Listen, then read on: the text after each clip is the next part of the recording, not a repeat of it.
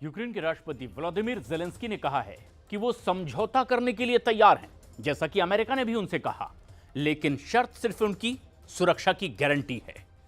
लेकिन अब फ्रांस ने पुतिन को एक बड़ा झटका देने का ऐलान कर दिया है। फ्रांस के ऐलान के बाद अब पुतिन से ज्यादा तो डोनाल्ड ट्रंप के लिए तनाव बढ़ता दिखाई दे रहा है।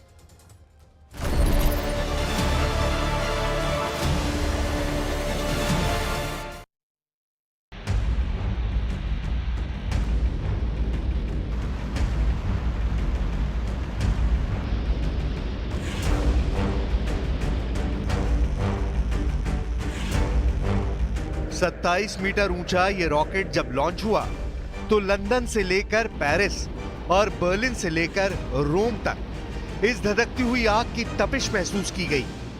1 लाख किलो वजन का ये रॉकेट जब लॉन्च हुआ तो यूरोप के हर शहर तक मैसेज पहुंचा। मैसेज ये कि अगर पुतिन ने ठान ली तो यूरोप के कोने कोने में इतने बम गिरेंगे कि नेटो सोचेगा कि कौन सा शहर बचाएं, कौन सा मिलिट्री अड्डा बचाएं, खुद बचें या दूसरों को बचाएं।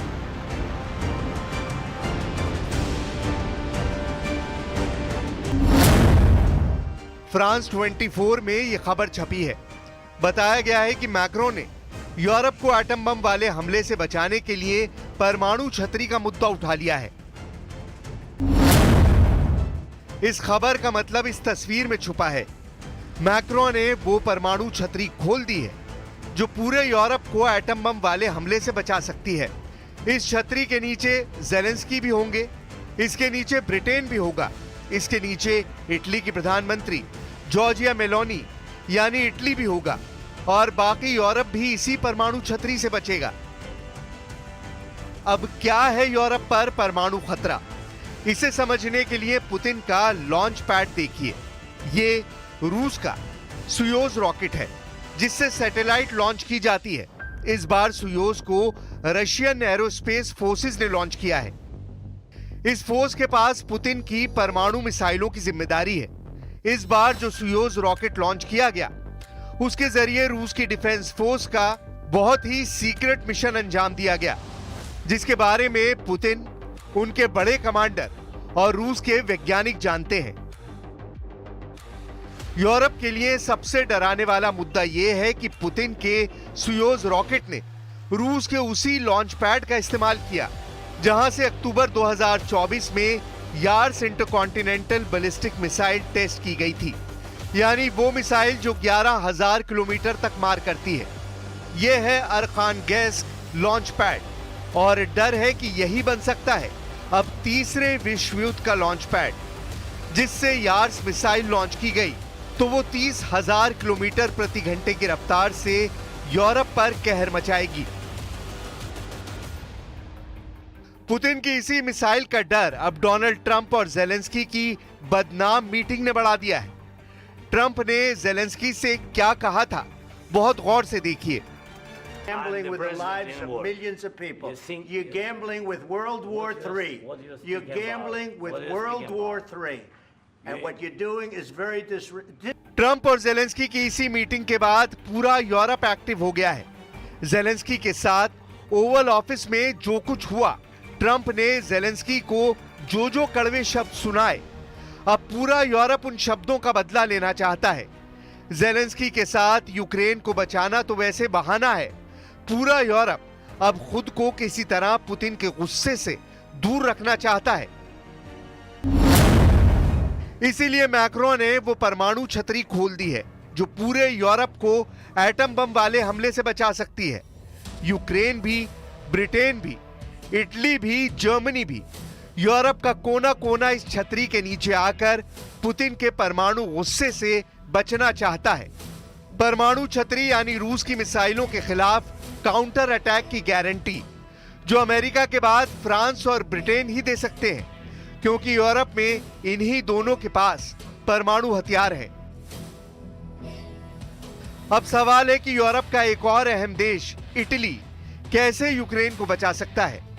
व्लादिमीर ज़ेलेंस्की और जॉर्जिया मेलोनी की अलग से मुलाकात हुई है और इस मुलाकात में मेलोनी ने भी ज़ेलेंस्की को गारंटी दी है। गारंटी इस बात की कि इटली यूक्रेन के साथ है और इटली ये साथ नहीं छोड़ेगा। मेलोनी ने इसका वादा किया है। comune su come favorire appunto anzi su come evitare che ci siano delle divisioni all'interno dell'Alleanza Atlantica, dell'Occidente, e mi pare che su questo ci siano ampie convergenze. Ci sono varie proposte sul tavolo. Putin के परमाणु missile वाले खतरे से Ukraine से ज्यादा Europe घबराया हुआ है। मैक्रों और मेलोनी यूक्रेन को डबल गारंटी दे रहे हैं, लेकिन अब सबका बड़ा एजेंडा यूरोप को बचाना है, क्योंकि डोनाल्ड ट्रंप ने यूक्रेन को बचाने की जिम्मेदारी से किनारा कर लिया है। अब पूरी जिम्मेदारी यूरोप की है, लेकिन सवाल है कि वो यूक्रेन के साथ साथ खुद को भी कैसे बचाए, क्योंकि रूस ने हमला किया तो अमेरिका साथ नहीं देगा और इस वक्त यूरोप में सिर्फ फ्रांस और ब्रिटेन के पास ही परमाणु बम है।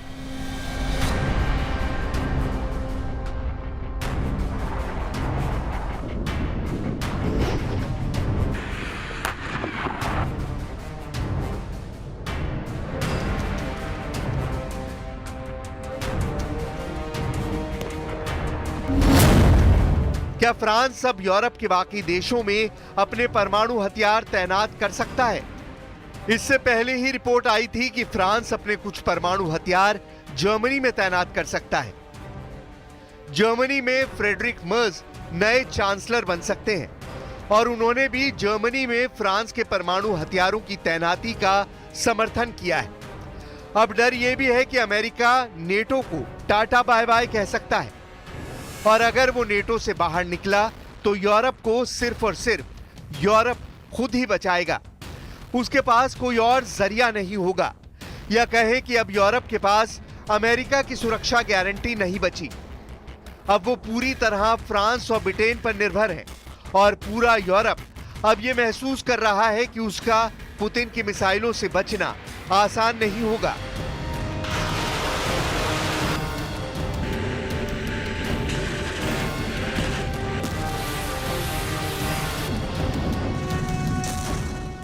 Ensuite, je pense que nous connaissons tous la situation.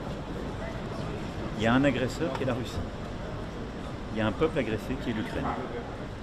Je pense que nous avons tous eu raison d'aider l'Ukraine et de sanctionner la Russie il y a 3 ans et de continuer à le faire. Et quand je dis nous, ce sont les États-Unis d'Amérique. इस वक्त पूरे Europe में हथियारों का उत्पादन तेज किए जाने पर बात हो रही है।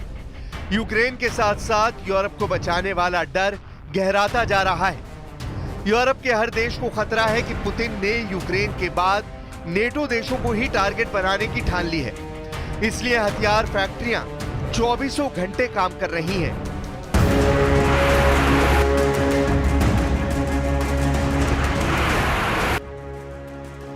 इसमें कोई दो राय नहीं कि पुतिन के पास ऐसी बैलिस्टिक मिसाइल है जो पूरे यूरोप को 20 मिनट के अंदर तबाह कर सकती है।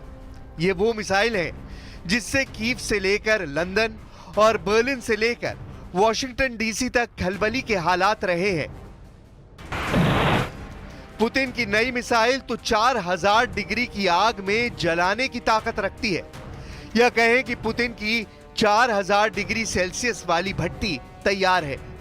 यही वजह है कि यूरोप का डर बढ़ गया है। डर इस बात का कि 4000 डिग्री में ज़ेलेंस्की और पूरे यूरोप को जलाने का मिशन पुतिन कभी भी लॉन्च कर सकते हैं।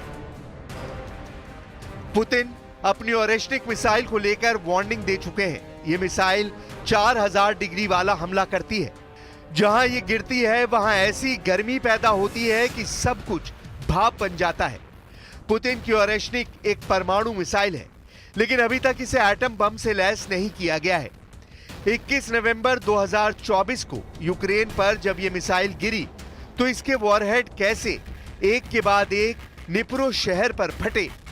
पुतिन ने कह दिया है कि परमाणु बम जैसा हमला करने वाली ओरेश्निक मिसाइल लॉन्च पैड पर पहुंच चुकी है।